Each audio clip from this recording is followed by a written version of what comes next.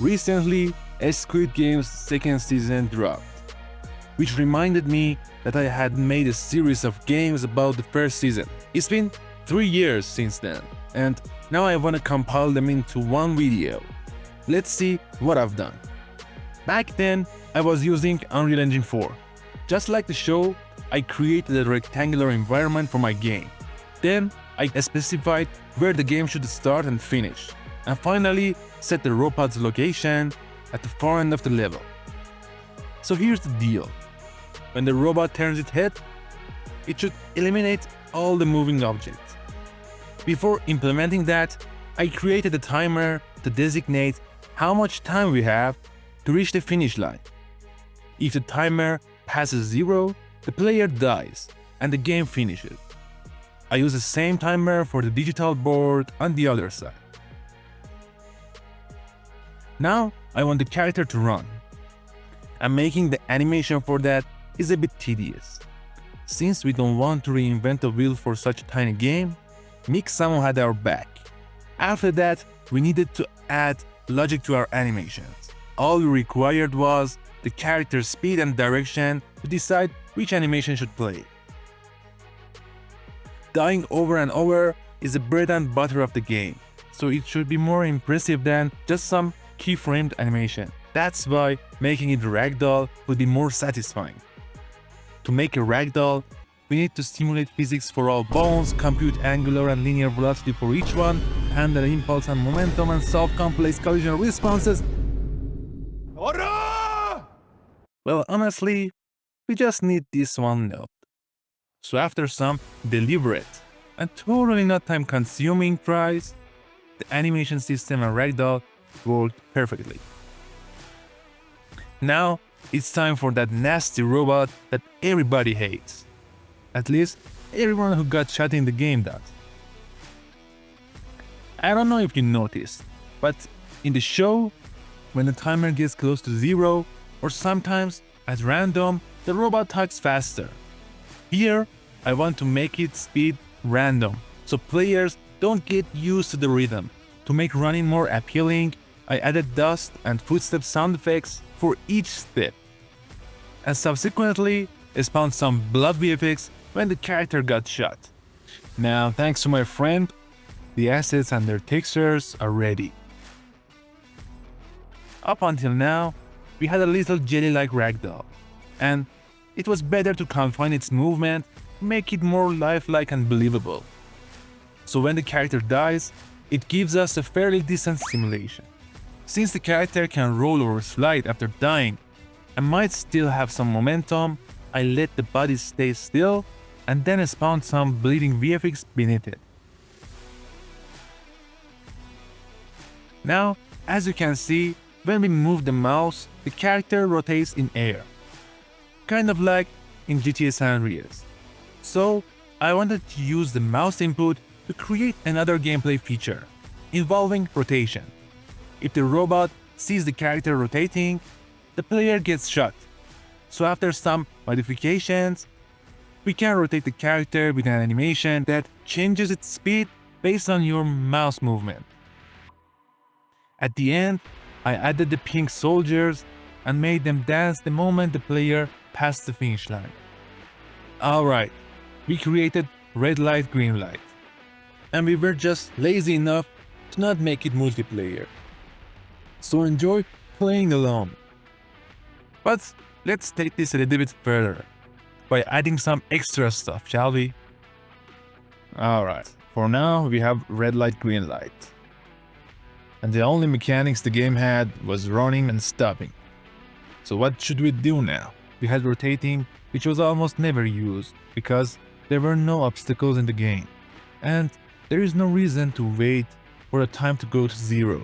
The moment the player passes the line, the game should finish. To make the player use rotation logic, we should put some obstacles in the map. But it got me thinking, what if we make a platformer to force players to both rotate and jump? This way, we may damage our friends' mental health, which is awesome. So, I need a bunch of moving platforms for players to jump over. and some objects with a Squid Game theme that players need to collect before finishing the game. After polishing the digital board, I started to create the main path. First, I created the whole object in Unreal, which made the collision really weird and impractical. So the better way was to create them in several duplicable modules to make the collision work robustly without any errors. Now, to carve game elements into the wooden platforms, my friend helped me put them on their texture. And then I used their mask to make them glow. After that, I created a level, and for the moving platforms, I used a sequencer to animate them. And to make them more visible, I set the lighting to sunset. Okay, now the platforms are ready, and we need the character to be able to jump, so we borrowed some animation from Mixamo and made the mechanic. Now, we don't want the players to jump on the ground, so when you miss a platform, you collide with the ground like a sack of potatoes.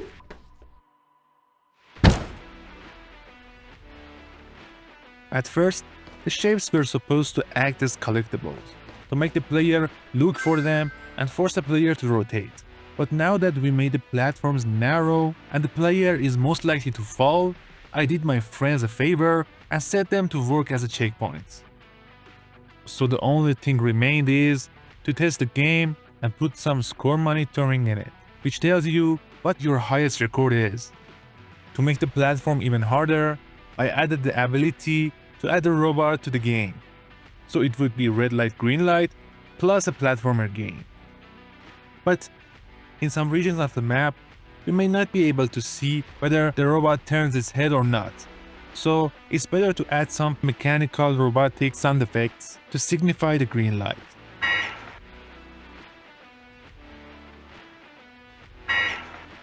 Alright, the second phase of the game is finished, and it is time to lean back and watch our friends burn in our rectangular hell. من باید تا آخرش بری؟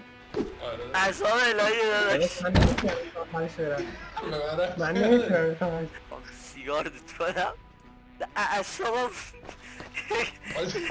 سرهای سختی باشه فلج شد. Well, now we have no friends, but what we have is our little game to improve. I know that the jump may be a little controversial, because the character's capsule collision is not synced with the jump animation. You may not be able to jump over platforms easily, but with a little patience, you can still reach the endpoint. Now, it's time to polish and debug the features we already have. The players could fly instead of jumping, something that wasn't supposed to happen. And there was something that I didn't expect to happen. When the time was almost up, our character would get shot while jumping, and due to the simulation, its body would pass the finish line, and the game would tell you you won. I'm not sure if we can count it as a bug or not. We don't care if you arrive dead or alive. We just want your soulless body to be there at the proper moment. In this show, there was another game that was feasible to make, and that is the bridge. In this game, there were 2 rows of the glass platforms, and in each column, one of them was fragile. The players didn't know which one to choose, so it was entirely up to the chance. To begin, we need to create the block of the map, find some good spots for the platforms, and ensure they are at a good distance from each other. After clearing that up, I need to create its models in Blender. Hopefully, I learned from my last mistake, and this time I will create all the assets modularly. We know that for each column, one platform should break, but I need to consider one more thing. Since I want to create another mod for the same map, and I want the players to respawn after falling, with platform resetting each time, so I decided to make them behave like a hatch. Now, instead of breaking, it will rotate 90 degrees. And when it needs to be reset, it will close. Now, we need to add some logic to make it behave the way we want. Therefore, I created 3 mods using it. For the first mod, it is fairly similar to the show. the open or used platforms remain open, which makes the game very easy to play. The second mod is a bit more challenging. When you jump on the wrong platform, it opens and you lose. However, when you respawn, all the open platforms will close, so you need to remember their locations.